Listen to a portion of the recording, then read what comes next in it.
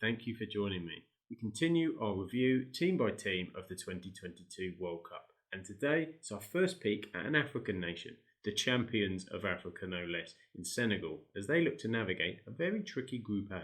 You can catch my other team previews and analysis on the channel, and if you're feeling generous, a little like and a subscribe would go a long way to making you a World Cup legend. So let's have a little look at Senegal. Senegal are known affectionately as the Lions of Teranga, which is just a phenomenal nickname. They're riding high on the top of their African Cup of Nations win earlier this year, hoping to bring that into the World Cup. As a country, Senegal has some rather interesting places, and none more so than Lake Retba, which is 30 kilometres northeast of the capital Dakar. It's well known for its pink waters, which just gives an unbelievably impressive image. The pink colour is caused by Dunaliella salina algae, which imprints its colour onto the water, which in itself contains a very high salt content of 40%. Then you have the shell island of Senegal, Choual Fadiout, which is a fishing village where the whole island is covered in shells, which of course is extremely unique, although I don't think FIFA will allow that if they want to do the same with their football boots. And of course there is a picture of Akon, R&B sensation from Senegal himself. Did you know that Akon himself is actually building his own city in Senegal, which is creatively called Akon City? If you didn't know that then, well, you do now.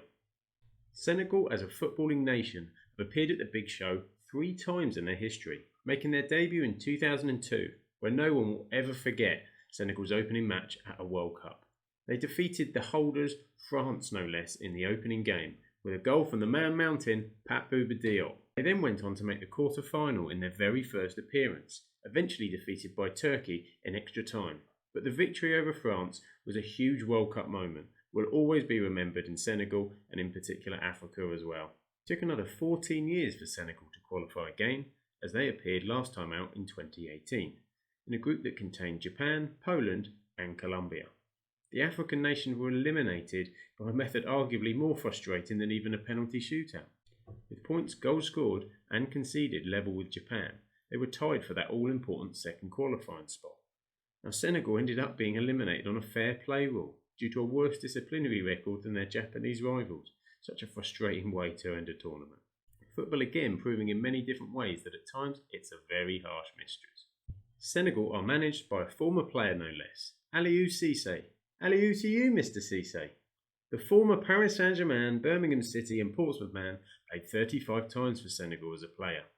As a manager, he has an incredible 70% win record, having managed the Senegal national team for 141 matches since 2015. And at the time of recording, he's just 1 win shy of a century for Senegal. Steering his nations to African Cup of Nations success following a final appearance just 2 years prior, he's also taken the country to a World Cup before, in 2018.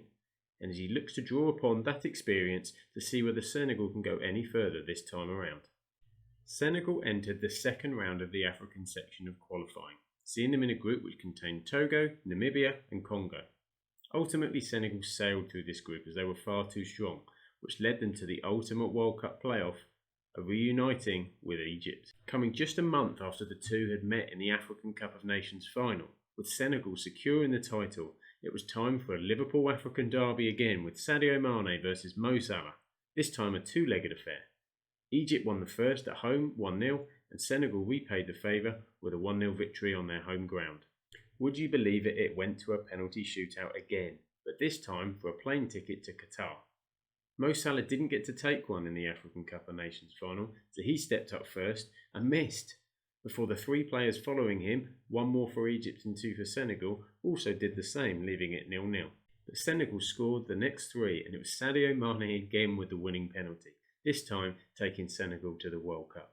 Double delight for Senegal, but double heartbreak for Egypt.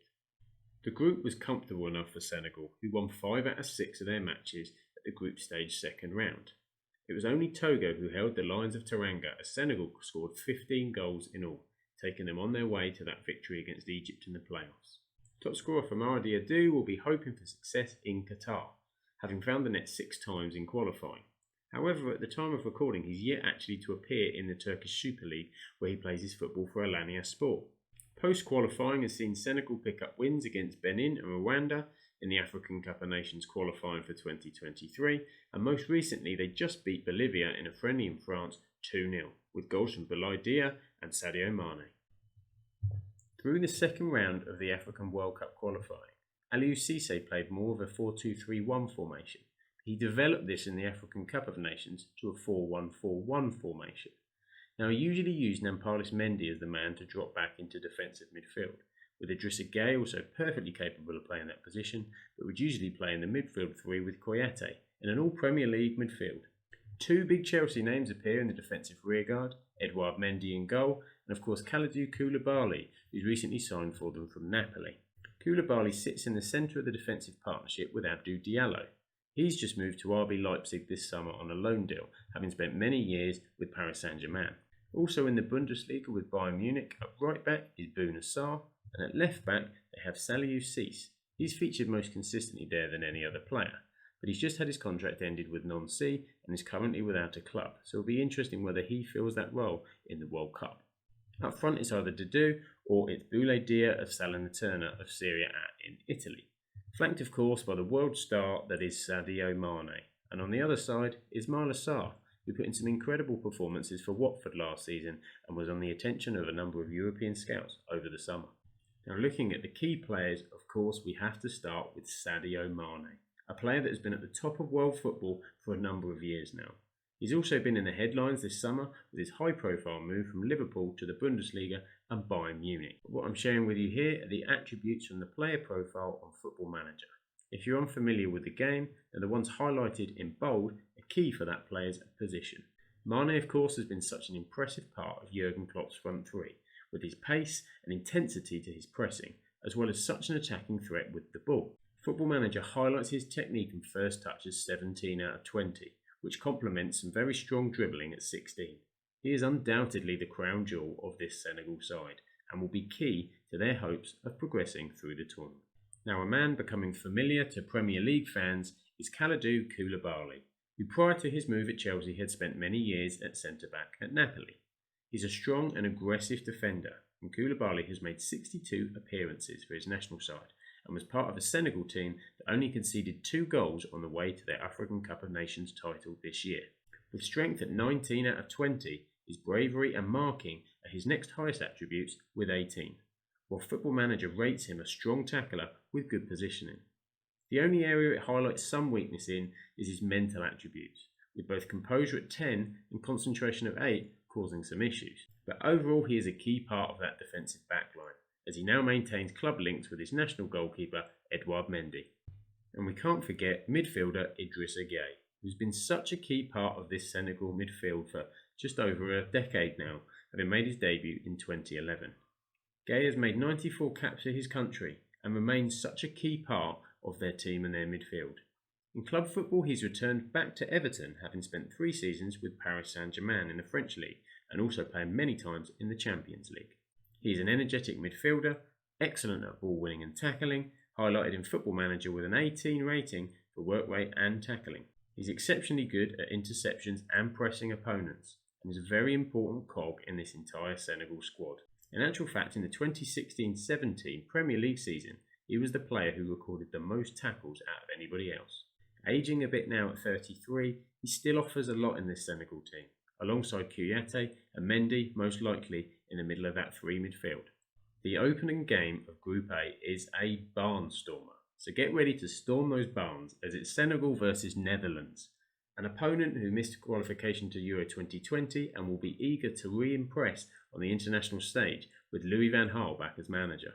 2 of Senegal's matches will see them in Doha, as the second of these sees them take on the host Qatar, before a match which could be vital for qualification against South American team Ecuador. Whoever wins that tantalising match will be in a tremendous position to qualify from Group A, but I can't help thinking that that final match against Ecuador is going to have some key moments in it to the deciding factor of who qualifies from this group. I'm settling in the end that I think Netherlands will just have too much to take the top spot, which will push Senegal into second, which should see them qualify and take on the Group B winners, which is where it could potentially get difficult. England are most likely to await, while the Americans and the Welsh will have something to say about that, I'm sure. And with that, I thank you for taking the time to watch this video. I hope you've enjoyed it and found it informative, and please give this a like, subscribe, support the channel. We have many more team previews to go, I'd love it if you could check them out and stick with us. But for now, thanks very much, and I'll see you next time.